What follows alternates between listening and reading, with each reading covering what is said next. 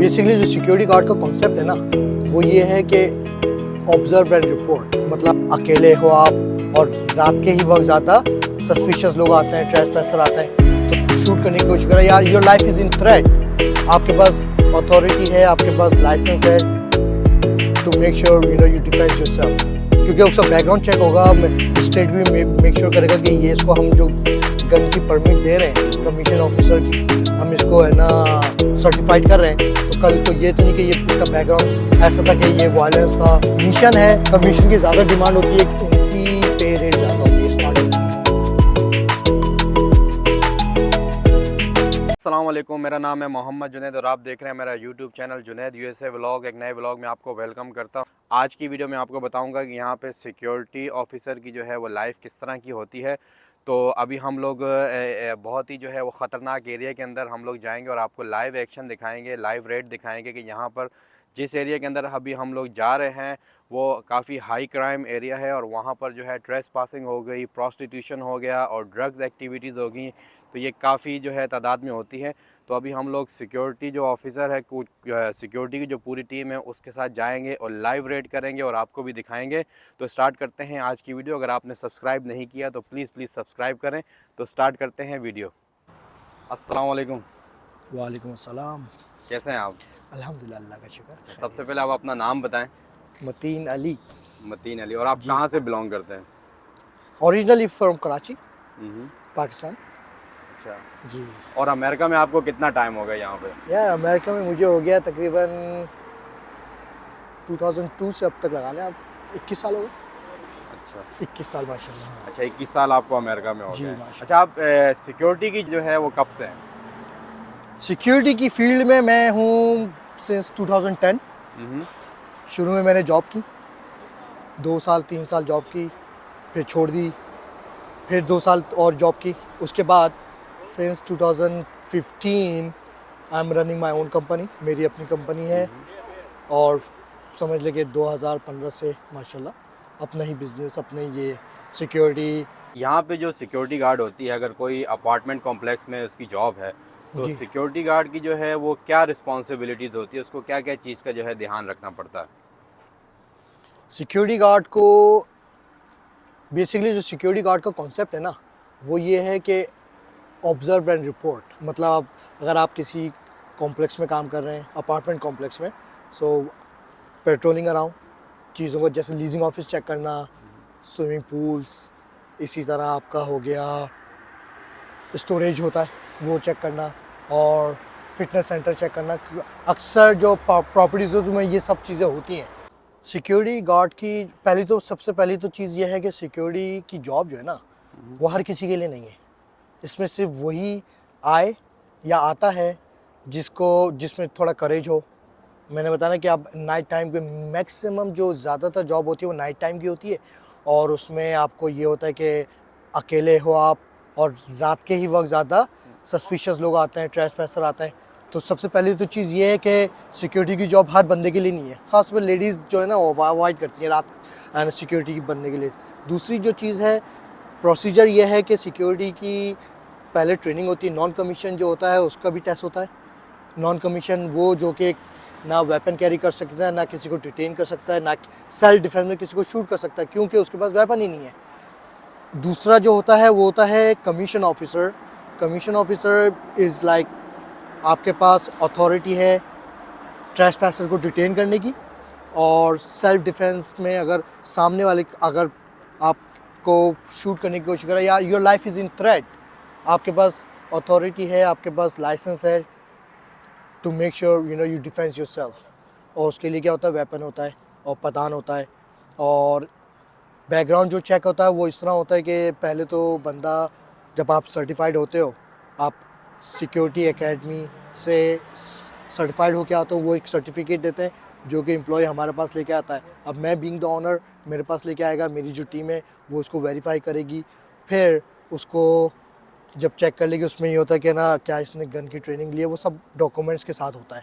और वो जब आप एकेडमी से आ गए तो सपोज़ पर्सन ABC वो जब सर्टिफिकेट लेके आएगा तो फिर मैं इसका बैकग्राउंड चेक करूँगा। मैं उससे पूछूंगा कि पहले आपने कभी सिक्योरिटी की जॉब की है, और आपका परमानेंट एड्रेस क्या है।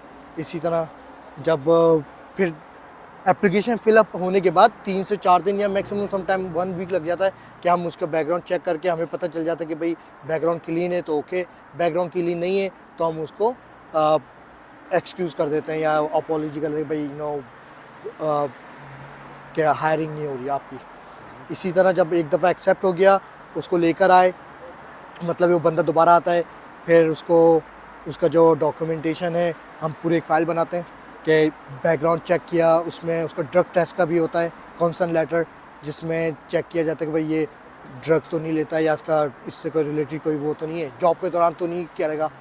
तो ये सब चीज़ें चेक के इसी तरह उसकी है ना, फिर कंपनी में उसको अगर ऐड किया, मैंने कंपनी में अपनी ऐड किया, तो वो एप्लीकेशन जाती है डीपीएस के पास। डीपीएस मुझे दोबारा एप्लीकेशन वो ईमेल करती है कि वेरीफाई करने के भाई आपने इसको ऐड किया, डू यू अप्रूव इट। वो अप्रूव किया, फिर उसके बाद प्रोसीजर डीपीएस उस बंदे को कार्ड इशू करने से पहले फिंगरप्रिंट्स के लिए भेजती है, फिंगरप्रिंट्स और ड्रग टेस्ट के लिए। तो ये दो चीज़ें क्लियर है तो आप समझे कि कमीशन के लिए महीने से 1.5 महीना लगता है। अच्छा, काफ़ी लंबा प्रोसेस होता है। हाँ हाँ बिल्कुल, क्योंकि उसका बैकग्राउंड चेक होगा, स्टेट भी मेक श्योर करेगा कि ये इसको हम जो गन की परमिट दे रहे हैं कमीशन ऑफिसर की, हम इसको है ना सर्टिफाइड कर रहे हैं, तो कल को ये तो नहीं कि ये इसका बैकग्राउंड ऐसा था कि ये वायलेंस था या इसने प्रीवियस पास में किसी पे असल्ट किया हो या इसका फैमिली में किसी के साथ झगड़ा चल रहा है या कभी इसके ऊपर किसी ने पुलिस कॉल की हो, ये सारी चीज़ें वो चेक करते हैं। फिर जब हमें क्लियरेंस आ जाती है, हम उसका मैंने बताया ना कि जब उसके पास कार्ड जैसे ड्राइवर लाइसेंस होता है उसी तरह कमीशन कार्ड आ जाता है, then he is ready to work. वो काम करने की तरह मतलब कि he can buy his own weapon, जो भी वेपन होता है उसकी अपना वेपन होता है, कंपनी कुछ प्रोवाइड नहीं करती क्योंकि ये पर्सनल आइटम है और क्योंकि ये डेडलेस वेपन है और उसके लिए उसकी अपनी ही जिम्मेदारी होगी, उसका अपना वेपन होगा, अपनी बुलेट्स खरीदेगा, अपनी एम्यूनेशन खरीदेगा और बंदूक भी उसी की, अगर वो लॉस करता है या कुछ भी करता है, किसी को शूट करता है, वो उसकी जिम्मेदारी है, कंपनी का इससे कोई वो नहीं होता। ठीक है।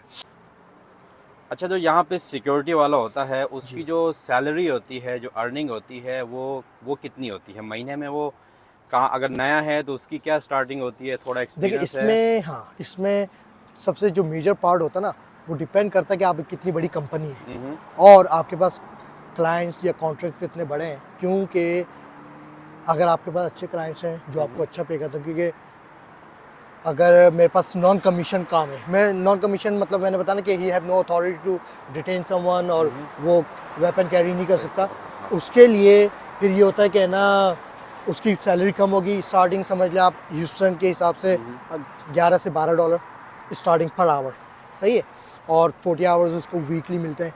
इसी तरह जो कमीशन है, कमीशन की ज़्यादा डिमांड होती है क्योंकि गैस स्टेशन हो गए आपके या कॉलेजेस या स्कूल हो गए या बैंक हो गए, इस तरह की जो चीज़ें होती हैं वहाँ पर इनकी ज़्यादा डिमांड होती है क्योंकि दे कैरी अ वेपन और वो ज़्यादा बेहतर जॉब परफॉर्म कर सकते हैं इन टर्म्स ऑफ सिक्योरिटी के लिए। तो उनकी वो जो बंदे होते हैं इनकी पे रेट ज़्यादा होती है, स्टार्टिंग समझ लें आप 14 भी 15 भी होती है। तो वो क्योंकि वो वेपन कैरी करते हैं, they are more beneficiary to the business जिन्होंने हमें हायर किया होता है। सो उनकी 14 से $15 होती है स्टार्टिंग, और जो नॉन कमर्शियल होती है उनकी 11 से $12 होती है। जी। अच्छा, यहाँ पे जैसे कि यहाँ पे आपके साथ कुछ ऐसा वाकया हुआ हो जो मतलब कि आपको अभी बहुत तक बार हुआ है। यादगार हो कि सबसे, जिसमें आप बाल बाल बचे हों, बहुत ही खतरनाक, कोई ऐसी स्टोरी नहीं, मेरे सबसे साथ? पहली तो चीज़ ये है कि देखें हाँ। मेरी जो पॉलिसी है ना, हाँ। वो ये है कि भाई हमारी सेफ्टी फर्स्ट, ठीक है, सेफ्टी फर्स्ट। अब उसमें ये होता है कि जब आप इन चीज़ों को डील करते हैं जिसमें इंट्रूडर्स हो गए, ट्रेसपैसर हो गए या ऐसे लोग जो अपार्टमेंट्स के अंदर ब्रेक इन करने जा रहे हैं अब या गए हुए हैं, सो अब हमें नहीं पता कि वो उनके पास किस किस्म का वेपन है या नहीं है, वो ड्रग के इन्फ्लुएंस में है या नहीं है, क्योंकि अक्सर होता है वो ड्रग्स लेके अगर हुए तो ड्रग्स में तो ही is not in his senses, वो कुछ भी कर सकता है। इसी तरह तो इसलिए हमारा ये होता है कि जब भी कभी ऐसी सिचुएशन को डील करते हैं, मेरी पॉलिसी ये है कि कभी भी, और गार्ड्स को जितने भी मेरे गार्ड्स हैं उनको इंस्ट्रक्शन है कि कभी भी अकेले ऐसी सिचुएशन में आप मत पड़ो।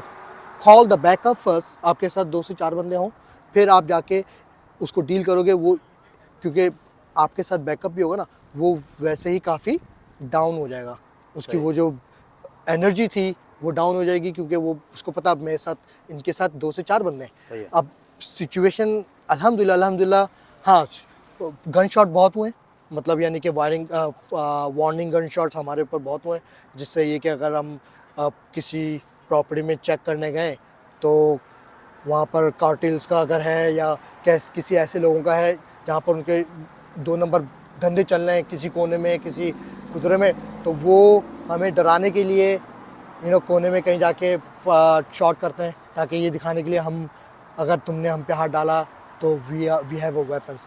तो ऐसी सिचुएशन में हमें पता है we have a backup of the law enforcement, ठीक है ना। अच्छा, कहीं पे अगर फायरिंग हो रही है तो आप अपने क्या इंस्ट्रक्शन देते हैं जो आपके एम्प्लॉयज़ कहीं होते पे हैं? भी कॉल फायरिंग, पुलिस कर रहे हैं या? हाँ, सबसे पहले तो फाइंड द सेफ प्लेस, हाँ, जैसे हाँ। कि कोई कॉर्नर, कोई ऐसी अपने आप को सिक्योर करो। मतलब अगर दीवार है तो दीवार के कोने में चले जाओ, गाड़ी है तो गाड़ी के पीछे छुप जाओ। क्यों? क्योंकि यू नेवर नो, जिस बंदे ने गन शॉट किया है, अगर वो आपको देखेगा भाई यूनिफॉर्म में, वो आपकी तरफ भी कर सकते हैं। क्यों? क्योंकि उनके पास लूज़ करने के लिए कुछ नहीं होता। एक बंदा जो वेपन लेकर फिर रहा है प्रॉपर्टी में और वो गन शॉट भी कर रहा है, that's mean he is not insensitive, उसको पता है I got nothing to lose. फिर तो ऐसी सिचुएशन में बंदा, हमारे गार्ड्स क्या करें, जो करना चाहिए सबसे पहले तो फाइंड द सेफ प्लेस, अपने आप को सिक्योर रखो। Call the, definitely first thing you better call law enforcement, और उन्हें बताओ, इंस्ट्रक्शन दो कि भाई यहाँ पर गन शॉट हुए हैं एंड आई फील कि है ना। अब वो पूछते हैं कि आप या क्या कोई इंजर्ड हुआ है, कि कभी भी ये मत बोलो नहीं, always say I don't know, you should come and see. क्यों? क्योंकि जब आप बोलते हो कि कोई इंजरी नहीं हुई, कुछ भी नहीं हुआ, तो बोलते हैं यार कुछ भी नहीं है। सो दे टेक टाइम। हमेशा उनको आप यही बताओ कि, क्योंकि आपको खुद नहीं पता होता कि क्या हुआ है, गन शॉट चले, आपको थोड़ी पता कि कोई किसी को इससे लगा जख्मी है या लगा नहीं नहीं लगा, लगा? तो इसलिए हमेशा सच बोलो कि I don't know, you should come and check, I am not getting. अच्छा, आप लोग जो है, जो आपके एम्प्लॉयज़ होते हैं, आप उनको कार जो है पर्सनली, मतलब कंपनी की होती है या उनकी पर्सनल कार होती ओके, है ये जो भी जिस पे वो डिपेंड करता है। पेट्रोलिंग करते हैं? जी सर, वो भी डिपेंड करता है कि सम क्लाइंट्स वो आपको स्पेशली आपके साथ जो एग्रीमेंट करते हैं उसमें ये डालते हैं कि आपके पास गार्ड जो आएगा, उसके पास मार्क पेट्रोल कार होनी चाहिए। जैसे ये मार्क पेट्रोल कार है, राइट, ये आप देख रहे हैं। अभी उनको पता है कोई भी आएगा जाएगा, उसको पता है यहाँ पर सिक्योरिटी है, सही। और किसकी सिक्योरिटी वो भी पता है, नंबर भी लिखा है सुपरवाइज़र का, मेरा, जिसका भी। इसी तरह अक्सर 90% 80% गार्ड्स की अपनी गाड़ियाँ होती हैं, बट कंपनीज क्या कहती हैं, उन्हें मेक श्योर करते हैं कि सिक्योरिटी लाइट्स प्रोवाइड करते हैं, ताकि अगर वो गाड़ी में पेट्रोलिंग कर रहे हैं, सो उनके पास पेट्रोलिंग करते हुए लोगों को पता हो यहाँ पर गार्ड काम कर रहा है और ये सिक्योरिटी की गाड़ी है। कभी अक्सर ऐसा होता है कि अगर आपके पास लाइट नहीं है, आपकी अगर पर्सनल गाड़ी है और आपके पास लाइट नहीं है, तो क्या होता है, टो ट्रक टो कर देता है गाड़ी। क्यों? क्योंकि दे डोंट नो। अब गाड़ी अगर ऐसी खड़ी हुई है, क्योंकि गार्ड्स को इंस्ट्रक्शन हमारी तरफ से ये होती है कि do not park in the proper parking space, हमेशा ऐसी रखो ताकि आपकी गाड़ी अलग से नज़र आए। अगर उसके पास लाइट नहीं होगी तो उससे क्या होगा, मैं जो टो ट्रक गाड़ी लेके जा सकता है, अक्सर लोग कंफ्यूज हो जाते हैं भाई किसने गाड़ी खड़ी की है। तो लाइट होनी चाहिए। और मेरा क्या है कि मैंने बताया डिपेंड करता है कि अक्सर प्रॉपर्टीज़ की डिमांड होती है तो हम उसको देते हैं, बट सम टाइम उसके एक्स्ट्रा चार्जेस होते हैं, सम टाइम हम उसी जो हमारा उनके साथ एग्रीमेंट होता है उसी में वो ऐड ऑन कर देते हैं। इस वीडियो का नेक्स्ट पार्ट देखने के लिए सामने दिए गए वीडियो लिंक पर क्लिक करें, जिसमें आपको अपार्टमेंट के अंदर रेड कैसे करते हैं सिक्योरिटी वाले, वो आपको दिखाएंगे, तो ज़रूर क्लिक करें।